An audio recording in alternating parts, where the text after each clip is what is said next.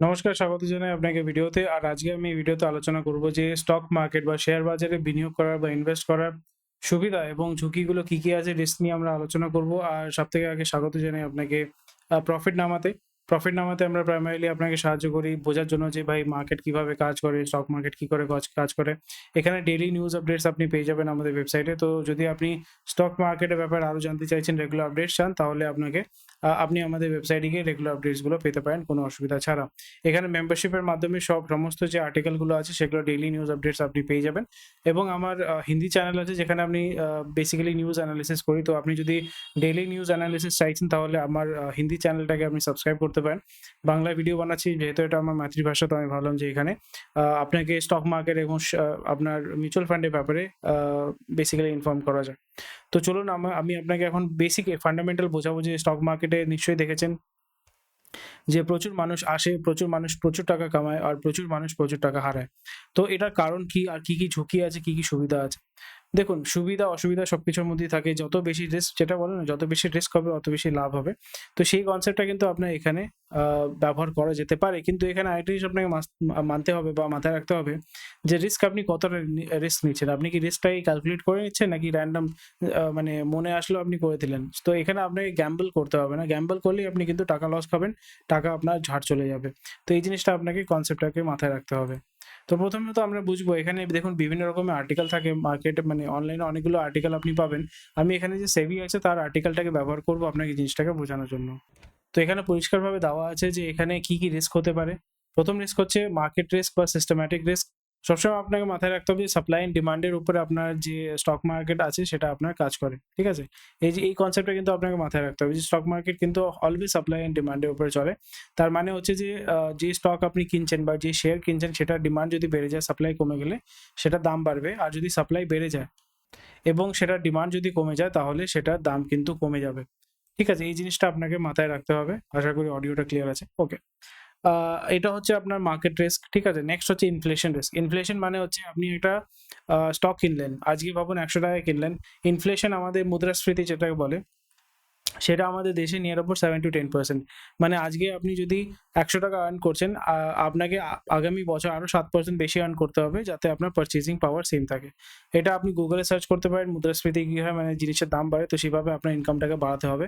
আর এখানে যদি ভাবুন ইনফ্লেশন অনেক বেশি বেড়ে গেল কিন্তু আপনি যে স্টকটা কিনেছেন সেটার ভ্যালু যদি না বাড়ে, তো সেই জায়গাটায় আপনার হয়ে যায় ইনফ্লেশন রিস্ক, যে আপনি ওই সময় স্টকটাকে বিক্রি করলে সেরকম আপনার কোনো লাভ হবে না।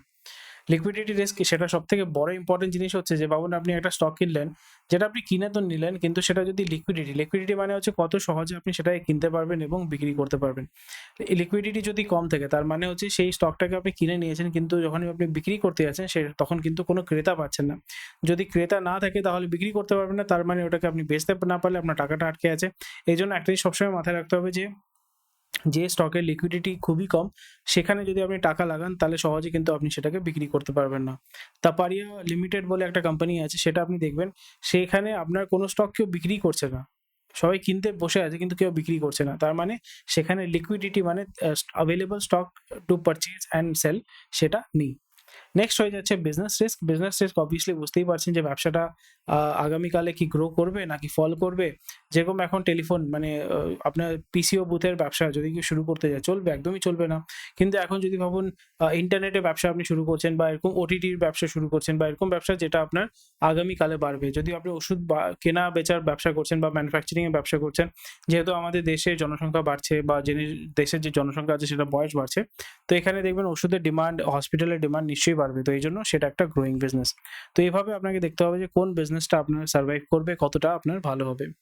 ভলাটিলিটি মানে হচ্ছে যে সেই কোম্পানির স্টক আপনার কত উপর নিচে আছে। অনেকগুলো স্টক থাকে, অনেকগুলো কোম্পানি যেরকম হিন্দুস্তান ইউনিলিভার হয়ে গেল, রিলায়েন্স হয়ে গেল, সেটা দেখবেন যে স্টকটা অত নিচে উপর নিচে যায় না। কিন্তু অনেক ছোট কোম্পানিজ আছে যেরকম রিলায়েন্স কমিউনিকেশন, যেটা আপনার অনিল আম্বানির কোম্পানি, সেটা দেখবেন একদিন 15% পড়ে আছে, আরেকদিন 25% উঠে যাচ্ছে, তো কোনো গ্যারান্টি নেই।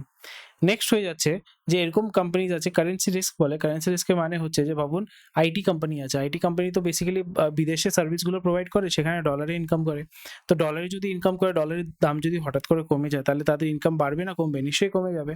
তো এটাকে বলে হচ্ছে আপনার কারেন্সি রিস্ক। তো এই হচ্ছে বেসিক রিস্ক।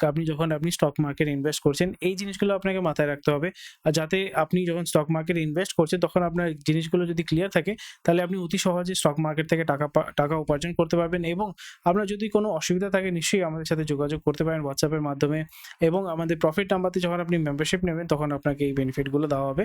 যে আপনার কোনো যদি প্রশ্ন থাকে আমরা আপনাকে সাহায্য করবো, এবং কমেন্ট সেকশন সবসময় আপনার জন্য ওপেন আপ থাকে। তো কোনো কোয়েশ্চেন থাকলে নিশ্চয়ই আমাকে কমেন্ট সেকশনে জানাবেন। ধন্যবাদ ভিডিওটা দেখার জন্য। Take care, bye bye. আর এবং সুস্থ থাকবেন, ভালো থাকবেন, সঠিকভাবে ইনভেস্ট করবেন।